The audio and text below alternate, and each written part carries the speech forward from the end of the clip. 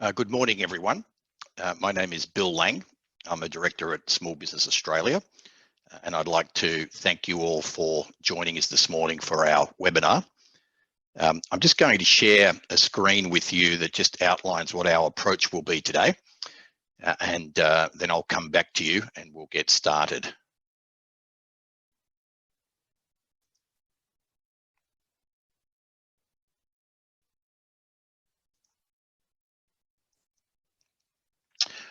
I plan to speak for 30 to 40 minutes where I'll be going through half a dozen key slides, making a number of key points to you all. Hopefully you've received an outline of what I'm going to be talking about in terms of the 5 steps to small business survival.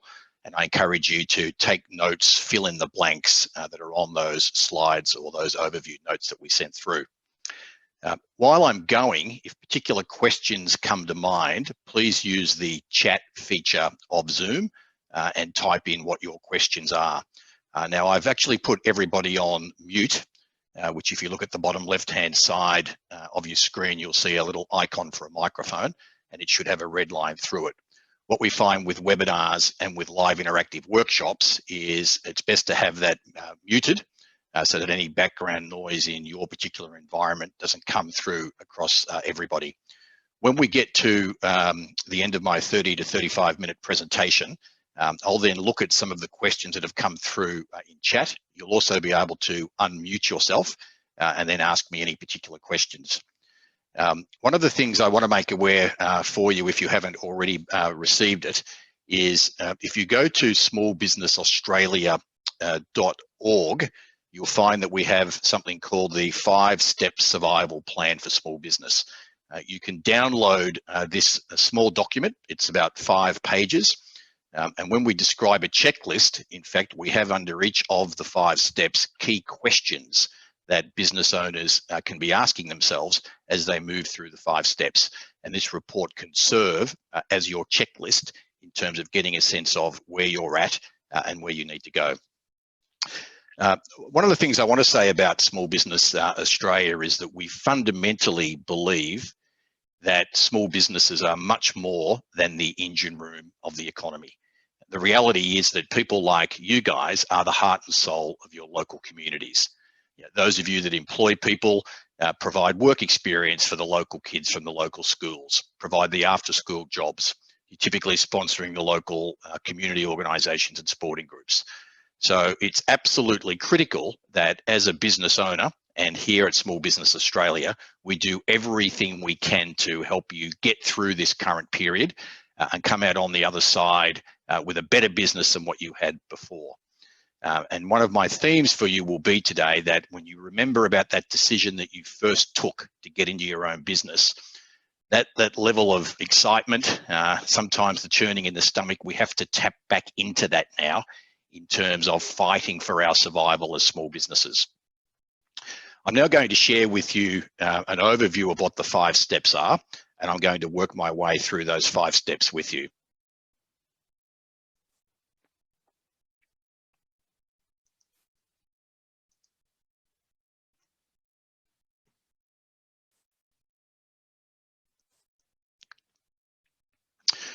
We call them the 5 R's, and they're based on more than 700 pieces of research we've collected with small business owners since the middle of March. So we started talking with our members and with small business owners around the country to get a sense of what were they thinking, what were they feeling, what were the challenges that they were facing. And so the 5 R's, in terms of the 5 steps, are around realization, first of all. Secondly, then quickly reorganizing things. Thirdly, starting to reinvent the approach to your business. The 4th area then, or the 4th step, is to reskill not only yourself as the small business owner, but any employees that you've been able to keep employed at present, and even helping those that you've had to let go as part of saving your business. And then being ready for the restart and restarting full speed ahead with respect to the way you've reinvented the business and upskilled yourself during that period. We'll start to move now, first of all, towards what do I mean by realize? And when we first put this framework together, I can say that the realization now has started to really come through. I'm just going to admit another person who's just arrived here into the room. So realization is actually all about understanding that things have changed and are unlikely to snap back or bounce back to exactly the way they were before hibernation started. Now, hibernation is a word that the Prime Minister and the Treasurer have been using, that we want businesses to hibernate. As many of you know, when you hear the word hibernate, you might think of a brown bear. What brown bears have typically done is they have eaten a lot of food before the winter arrives, and when they go into their caves, and they then actually hibernate. The problem with hibernation for most small businesses, we hadn't necessarily put a lot of fat around our businesses. The margins we make are pretty thin. We don't necessarily have large cash balances. And so in many respects, we can't afford to fall asleep because we don't actually have the fat to see us through. And undoubtedly, there was a period of a week, 2, in some cases 3 or 4 weeks for some business owners, where the uncertainty and the pain of uncertainty has meant they've been frozen and really not really known what to do. So the first thing is to realize that we cannot afford to be falling asleep during this hibernation period. The second thing is you've got a picture there of a white polar bear, and in fact that's a female polar bear. Polar bears, female polar bears, do not go to sleep and hibernate. They go into the cave and they actually give birth to baby polar bears. So when you hear the word hibernate, I encourage you all to think about white female polar bears. The other critical thing during this period is nothing will be more important for the success of your business, the leadership of your families, than your own personal health. Now, there's a lot of information and misinformation that floats all around the internet via our mobile phones. And what I've got on the bottom of this slide is the website that I use and where I get information in terms of credible health information on how to keep myself as healthy as possible. In particular, how to boost my immune system. Now, this is not some Instagram influencer wearing spandex or Lululemon talking about the latest approach that she's got to boosting her immune system. It's not about a quick fix, but visit that website, which is from Harvard Medical School. So it's health.harvard.edu/staying healthy/how to boost your immune system. And you'll see the latest science-based approaches to getting your natural immune system as healthy and as strong as possible. So step number 1 is this realization. And I know I spoke with 5 small business owners yesterday. Everyone now realizes. There's some hope at the end of the tunnel in terms of how well Australia has performed with respect to the number of tests and infections, etc. But there are significant risks around additional infection waves coming. And so the snapping back will not necessarily happen quickly. Things have changed throughout the world, and it means things are going to change as it relates to your business. So realization is step number 1, and I think most of us are through the realization phase. Let's now have a look at step number 2.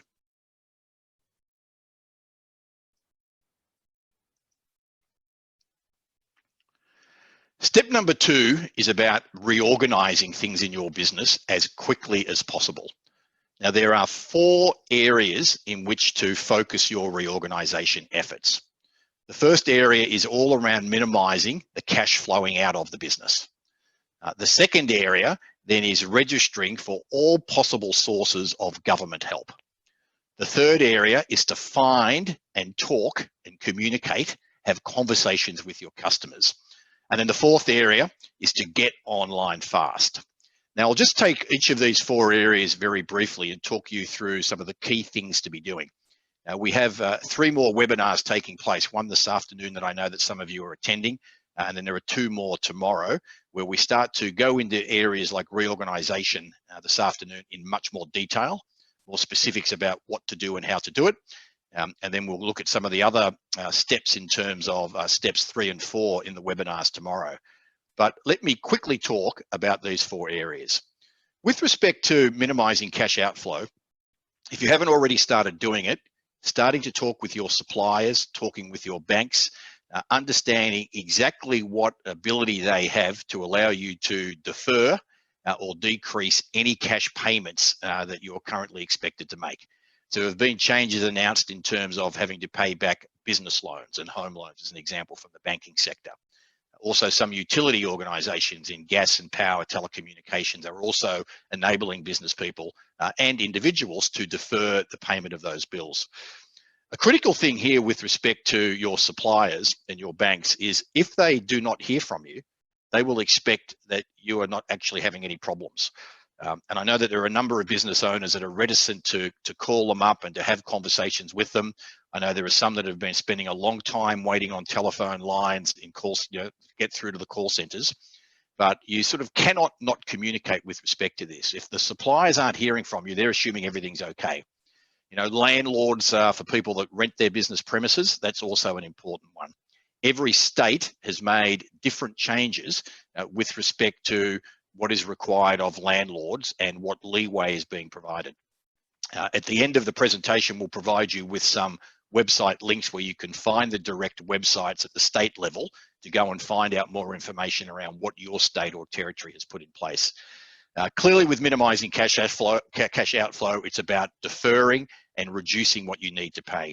We have to, during the hibernation period, absolutely minimize the amount of energy from the business flowing out. And in this case, the energy is cash flowing out. The second area then is registering for all potential sources of government help. Now, when we put the 5-step plan together, the concept of the JobKeeper program had just been announced with a significant amount of fanfare out of Canberra. It was the third stimulus package. They were talking in $150, $160 billion worth of detail. As those business owners have started to have a look at this and get some sense as to what's involved, chatting with their accountants and their bookkeepers, which are a key part of your team to understand potential eligibility, they are discovering that based on what was said initially versus how it actually works, that it can be problematic. Now, to be fair to all levels of government and most businesses and business organisations in the country, in many respects, things are being made up as we go along. As things get announced, the details get sorted out, other issues come up. I was watching television news early this morning. I think $90 million is now being made available to tourism businesses like zoos and wildlife animal attractions. So it's taken quite a period of time for the government to get a sense of what do they need to be doing to potentially keep those businesses through a hibernation period. So our message to you is register for everything.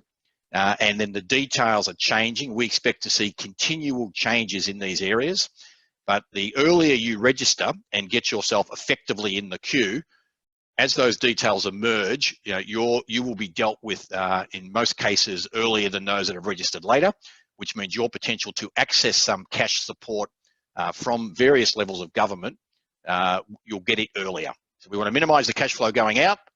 Area number 2, we want to maximize what cash flow can potentially come in. Area number 3 is around finding and talking to customers. Who are your customers? Now, depending on the business that you've got, how you've interacted with customers, how customers have paid, you'll have varying levels of detail around who the actual customers are. If ever it's become important for every small business to know their customers by name, by mailing address, by email address, by mobile phone number, now is the time. So if you've got time on your hands, you need to start working out who are these customers, where are they, what's going to be the various mechanisms that I can use to contact them. How will I go about contacting them? There are many, many, many different methods now that can be used for contacting customers.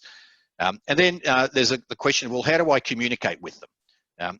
We will talk about sort of an approach which is really touching base and finding out if there's anything that you can do to help those customers. It's about asking and listening in terms of their predicament that they're in and seeing if there is anything that you can do. In our upcoming webinars, we'll be providing some more detailed examples of what some real business owners have been doing with respect to how they're being able to help their customers.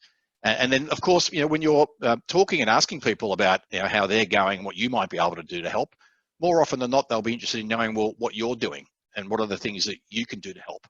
And then rather than just pushing messaging on them around, here I am and we're here to do X, Y, and Z, you can then let them know that you've moved part of the business online. If you're in the food business, you're now also stocking from a retail point of view. Perhaps you've developed a home delivery service, particularly to get to some of the senior citizens that might be in your local community. Of course, it depends on the type of business and the type of customers that you've got. But one of the most important assets for any business are its customers. So finding and talking to customers is absolutely critical. The fourth area then is getting online fast. There's 2 million, or I should say there were 2 million Australian small businesses at the start of this year. Some of the research and forecasting we've done is that it may well be that 150,000 have already decided to close for good. And depending on how long it takes for the economy to rebuild, we might find that up to 500,000 will decide to close for good over the next 4 to 5 months. Half of the small businesses in Australia do not have their own website. Some of them have a presence on social media like Facebook, or if they deal with business owners, they're in the business to business type market, they're on things like LinkedIn. It's critical now to have the email addresses of your customers. It's critical to get in place a mechanism to be able to communicate with customers, not just through things like possibly a Facebook page, but through your own website and by sending emails to your customers. So at Christmas time, 1 million Australian small businesses did not have those. You'll see examples everywhere now of things happening online. Again, this morning I saw the story of a shoe business. Typically kids are going back to school this time of the year, their feet are growing, and often mums and dads will take them into the local shoe shop and get them measured up for a new pair of barter shoes or whatever the brands are these days that they buy. That particular business owner has created via the website and then emailed out to the customer contact details they've got a simple foot measuring device that can be used at home, supported by a video meeting that can happen through the mobile phone, so that the shoe salesperson, the shoe professional, can help the parent appropriately measure up the feet of the child and then select the appropriate shoes and get them shipped out. No need for mum and dad to take the child down to the shoe shop, find a park, do all of those sorts of things, be concerned around physical distancing and those sorts of things. So that's just an example of a traditional retailing business that's very quickly moved itself online to help the customers do a bit more at home and be able to interact via video and be able to maintain a level of sales while the business is going through hibernation. Let's move on now to the third of the 5 steps, which is around reinvention. So we started with realizing the situation, making sure we're keeping ourselves very, very healthy and realizing that things are not going to come back to the way they were before this COVID-19 epidemic hit us and the government put in place various restrictions in terms of looking to manage the spread of the disease. We've also talked about the need to very quickly reorganize, to very quickly slim down the cash flow going out, get ourselves eligible and registered for what we might be eligible for in terms of cash that could come in, finding and talking to our customers and looking at how we can use more online capability now to communicate with and serve customers. Now's also the time to start working on reinvention, because many things are not going to go back to the way they were.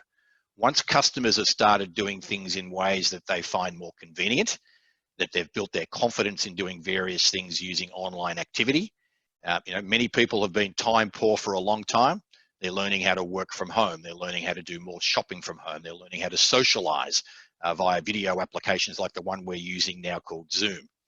So there's a range of questions to be asking yourself. And again, these are in the plan document itself that you can get from smallbusinessaustralia.org. So there's some of the key questions in working through this reinvention process. So think a bit, again, creating a new life, the female polar bear during hibernation. It's time now in this case to reinvent. What's changed besides the shutdown? What demand is there going to be for the products and services that you were selling before the shutdown started? What will the level of demand be, say, in 2 months' time?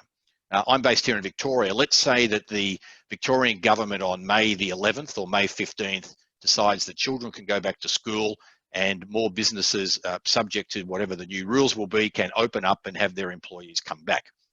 What will that mean with respect to demand for your products and services? What if it goes longer and it's really in 6 months' time? We find that we can actually open most things up again. What will the impact be on the level of demand? I'm just going to admit a couple more people here, so I'll ask you to bear with me for a minute. Okay, so we've got a couple more people coming in. Thinking through, will demand be less? Will it be the same? Will it be more? I just got a message from a former school friend. I grew up in Ballarat in Victoria. And for the last few years, they've had a business which has all been around bread making kits, so that you can get the proper ingredients, buy them online and get them shipped to you. And his message to me and a few of our old classmates from school was, we're apologising for the delays, because in their case, the business has grown now by more than 30%. There's more people at home, more people doing cooking at home, more parents looking for cooking projects they can do with their younger children. And so he's had orders and demand absolutely go through the roof. Now, what sorts of trends now have really taken off? If I take one like meeting via video like this. Now, in this case, I'm doing it in more of a webinar format. I'm showing you a few slides and I'm talking you through them.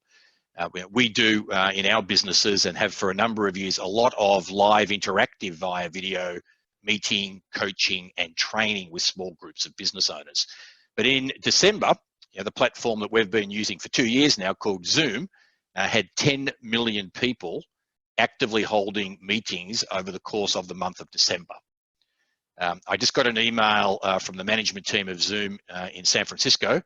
200 million meetings are taking place each day at the moment. So it's an example now of a trend that will not reverse quickly. It's been overtaken and the uptake has been dramatic. But you might think about what other things are now likely to be in place. People needing to do more things remotely, via telephone, via the internet, via online. The need to have more things be able to be delivered locally. Thinking about your old business, before the COVID-19 crisis, what sorts of things could you do online that you were not doing online before? And that might be thinking through, what information can people find out about what your business does, what products and services you have available? What can they find out online? What can they then potentially order online? Or maybe it's an appointment and they want to have a meeting via video. How can they book that online? How can they pay online? So we've already seen now in retail outlets, hospitality type outlets and supermarkets, the preference now for paying via a touchless card. I'm seeing more people at my local supermarket now paying with their phones. So people and their comfort level, I know my father-in-law, who's 80, is now quite comfortable and confident in paying online, whereas 3 weeks ago, that was not the case. So again, it's another trend in terms of online related business that we're not going backwards from that. So you need to be thinking about, well, can people order? Can they pay online? Can I provide customer education? Can I provide customer services? Another organization that we have an involvement with is called Vald, and they developed just prior to Christmas for the allied health industry. And I see Kim, one of my old classmates from Melbourne Uni with an allied health business, has just joined the webinar. This particular business, Vald, has created over the last 12 months something called TeleHab. Now, TeleHab is a live video application for physiotherapists and exercise physiologists to use to do consultations and to provide training and tracking in terms of people doing their exercises. I was chatting with the guys at Vald only last week. They now have had downloads from allied health businesses in 82 countries around the world. Some things are not going to go back to the way they were. So in thinking about how you're going to reinvent the business, online and digital is likely to be a very, very big part of it. The other area, and the last question here on the slide, is around needs that customers have, the customers that you've got, customers that know you, trust you as providing good quality products and services, that they might see you as being credible at providing. Now, I've seen some examples with some restaurants around Carlton, where I live here in Melbourne. A number of restaurants, of course, they can't have people come in. Some have gone purely to making their meals available on a takeaway basis. But there are others that have now gone, well, we buy all this fresh produce normally for the chefs to use to make meals that we serve in the restaurant. Why can't we set up a little mini marketplace so it's more convenient than going to the supermarkets for people that live in the local area to buy fresh fruit and vegetables? So are there other things that you, and given your credibility that you've got with your customers and the location of your business, that you might be a credible provider of?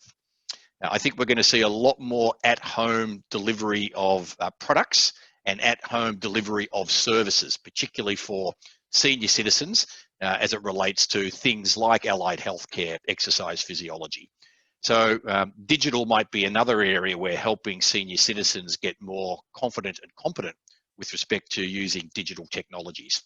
So the reinvention phase is all around really starting to think through what's changed, what's not coming back, what are the trends, how can you tap into those trends, how can you reorganize what you offer and how you offer to be able to take advantage of those trends. Now, I mentioned for some of you that have just joined us a bit earlier on that we may well see, up to 25% of the small businesses in Australia be out of business if these lockdowns stay in place in the more medium term. Now, that's incredibly sad because small business owners, as I said at the beginning, are more than the economic engine room and the provider of more than 5 million jobs in the country, but you guys are the heart and soul of your local communities. For those of you that survive and make it through and tap into that initial energy, that initial vision that you had for getting into your own business, you guys that make it through means there's going to be in a number of areas less competition than what there was before in terms of different industries, different geographic locations. But one key to your success in moving beyond survival, moving towards more thriving, will be around how you think about and what you go about doing from a reinvention process. Let me now move on to the fourth R of my 5R step survival plan.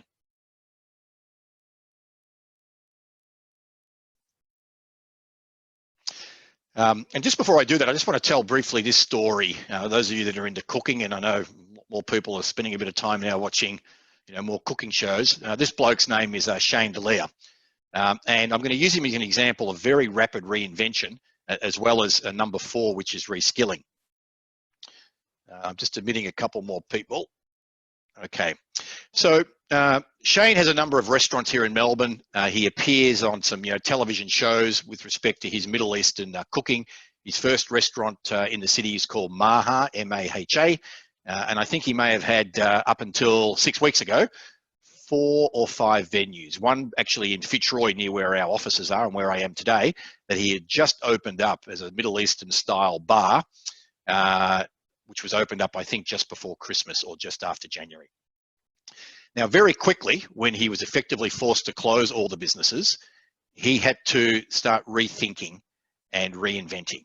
A number of restaurants had very quickly gone purely to take away, using services like Uber Eats and Fedora and others, menu log, to act as a delivery service.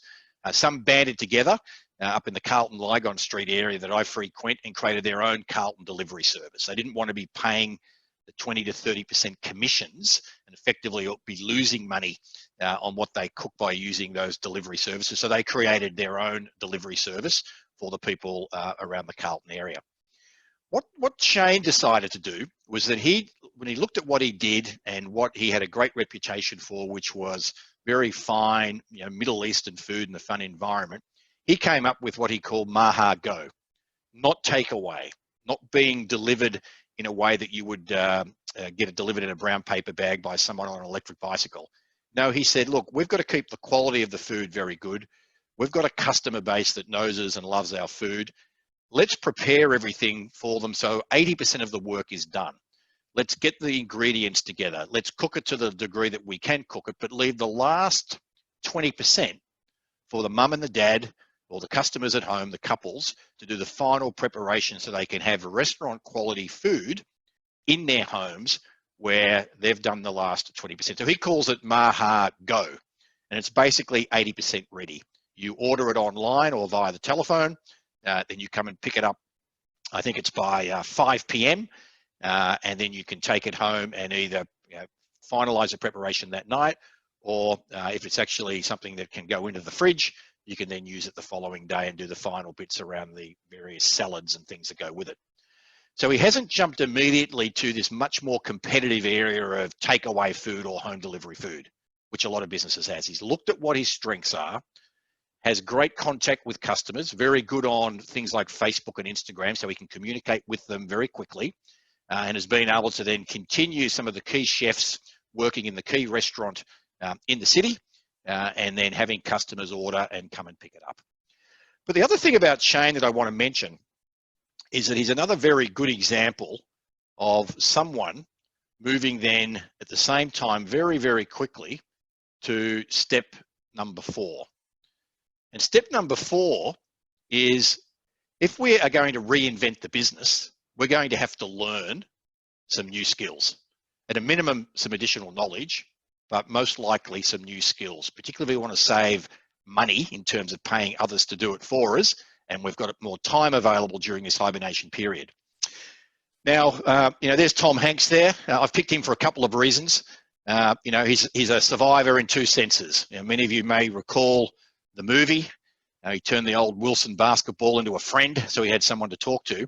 But he had to master a whole range of new skills to, ultimately survive in what is an unbelievable story of falling out of a Federal Express plane, into the Pacific, being stranded on an island, and then finally being able to make a raft, and after many, many unsuccessful attempts, row it out over the reefs and row it, and then finally be found and then returned. I think his home base was in Hawaii. But the second reason, of course, I've picked Tom Hanks is he and his wife are COVID-19 survivors. And while there's a lot of doom and gloom, particularly the media showing us body bags and things from places like New York and Italy, the reality is that the majority of people that have been getting this disease recover from the disease if they get the proper treatment. And reskilling is a key thing that Shane D'Elia has also done. He popped up out of the blue 2 weeks ago in my LinkedIn feed. And I'm a fairly active user of LinkedIn, got many connections around the world. And I quickly dropped him a message and said it was great to see, that I'd heard via his Instagram account what he was doing with Maha Go. That was fantastic, and it was good to see him getting on LinkedIn. I know he then sent me back a quick message, said, yeah, I've never used it before. I'm sort of making my way around it. I went back and messaged him the other day. Goes, it's been amazing. 200 people have commented on LinkedIn about the fact that he's on it, about what Maha Go is doing. And importantly, many of them are other people in business saying, keep going, Shane, keep going. And that's a big part of my message to all of you today. We've got to keep going. We've got to keep going. We're the heart and soul of these local communities. We can get through it. Now, in terms of reskilling, there's 4 elements that I want to very quickly talk about. The first is thinking about how you're going to reskill, how the employees that you've been able to keep so far, how you're going to reskill them. There's going to be broader things you're going to need to get them to potentially do and help you with. Maybe the younger ones are more digitally literate, so they can get more actively involved in you getting more online faster.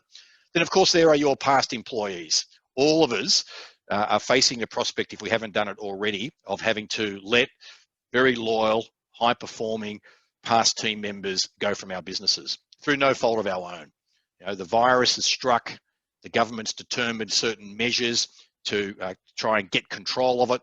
And in certain cases, various industries have been closed down overnight.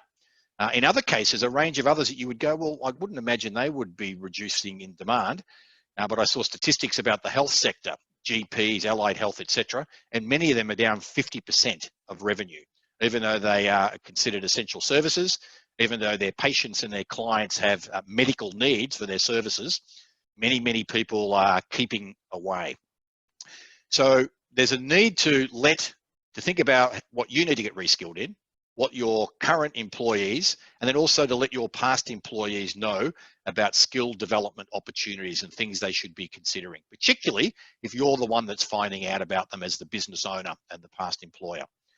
Secondly, then, is to think about what are the areas, what do I have to get better at pretty fast to help my business survive and then successfully implement my reinvention plan. I think for half the business owners out there, the digital area is a critical one. And there's lots of areas where you can literally teach yourself how to do some of these things. One of my companies is called the Human Performance Company. We do a lot of work with adults on helping them learn new skills. We have a video available, so the website link there at the bottom, human-performance.com.au/neuroscience-video. You'll find a 15-minute instructional video that we've put together that explains how adults learn and gives you some examples of the sorts of things that adults, just like you and I, have been able to learn, and then the strategies to deploy to be able to do it. Now, some of you may be a bit older than some of the rest of us here, or maybe as old as I am.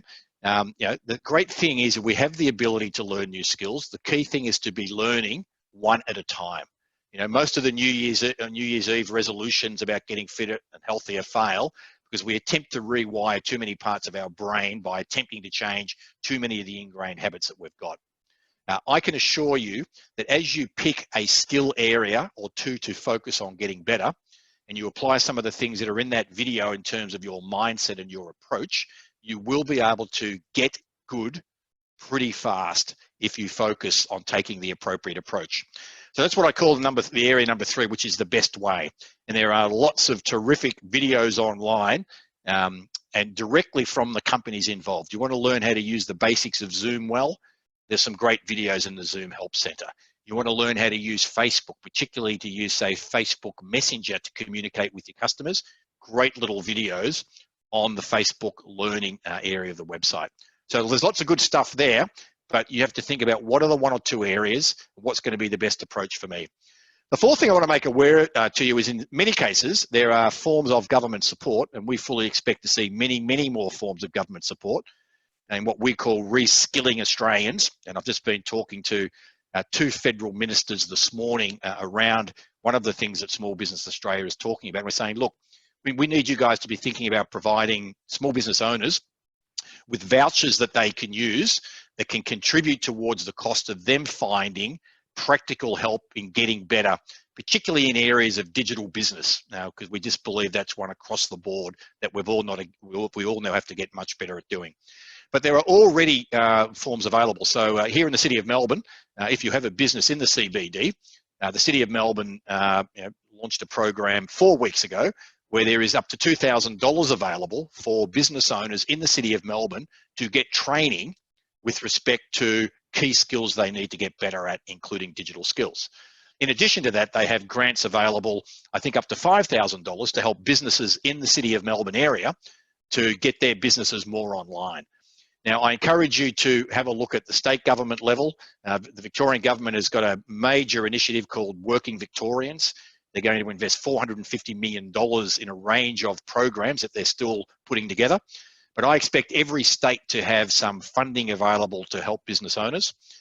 If you've got part-time employees still working and they've joined you in the last 12 months, they're actually eligible for federal government traineeships and apprenticeships. Up to $1,500 can be made available for them to do a course to get better, say, at digital business. So these things exist already, and we expect to see many, many more of them. And we'll continue to keep our members up to date at Small Business Australia around specific things that pop up. But check out your state government websites, as well as contact your local government. Certainly the local governments that are the City of Sydney, etc., in the major capital cities where the majority of small businesses exist in Australia, a number of them have already put some initiatives in place. We're expecting to see that expanded with the support of state government and federal government. Okay, we're almost there, guys, and then I will unmute you and give you the opportunity to ask me some questions. So that's step number 4 is reskilling. Step number 5 then is really all about the restart. And there's probably 3 things or 3 themes I want to encourage you to think about here. And I talk about this very much, in the plan. The first at the bottom left-hand side there is do everything you can to avoid the consumption of the traditional media news. The traditional media is all about getting people's attention. They have a saying in the newsrooms around the country, particularly in television. They say, if it bleeds, it leads.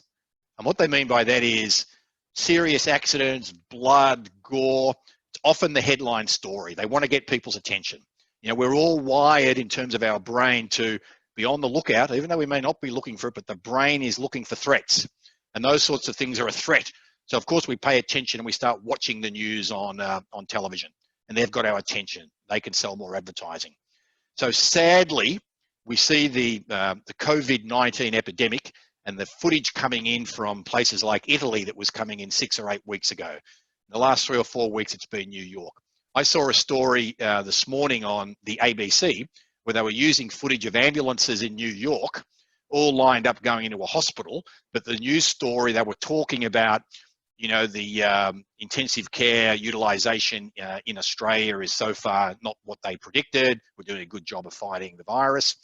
But many people aren't linking what they're seeing with actually what they're necessarily hearing. So do whatever you can to avoid overexposure to that stuff, because in most cases, it's going to drain energy. It's going to drain sort of the marrow of the enthusiasm that you need to get yourself up and going, focused on survival, focused on working your way through these 5 steps. You know, I've got the girl with a lemonade stand. You know, on the one hand, it's like, if the world gives you lemons, make lemonade. But the thing I love about this picture is it reminds me of the fire in the belly that I had when I first started my first business, which is now more than 31 years ago when I was a university student. And that first business was with a little barbecue and a saucepan and a gas bottle, and cooking hot dogs and selling them out the front of pubs and nightclubs here in Melbourne. It's important, guys, that you remember back to when you first got started, when you first took the plunge, because there's a couple of million of us out there that have done it. And up until Christmas, we were still in business. Sometimes the businesses weren't really giving us what we had hoped for. We found that more, we were working for the business rather than the business working for us. This period of hibernation does provide the opportunity to work through these 5 steps, to rethink the business, to reinvent it. Maybe the new business reinvented will better serve you and your personal and family needs, as opposed to you becoming a servant and a slave to the business. But it's just going to be critical to keep yourself up and about with respect to what's going on. The third area there that I've got on the slide, is what I describe as, having what that vision is for the future. And what I mean by that is, when you've worked your way through these 5 steps, if you've got a very clear picture in your mind as to what you're working towards, that's going to do a couple of things. It's going to do something in our brain. It's called priming the dopamine motivational center, which means you're going to be more energized. That's what we're working towards. We have a better future coming out the other side here, implementing these 5 steps. That is going to help give you the energy to take some of the action. Let's face it, we are all now out of our comfort zones. Most of us would prefer to be in our comfort zones, because that means the brain can use less energy to go about doing what it needs to do. They're our ingrained habits from the past. We've had habit change forced on us. Habit change forced on all of our customers. How they go about things will never be the same as they were 8 weeks ago.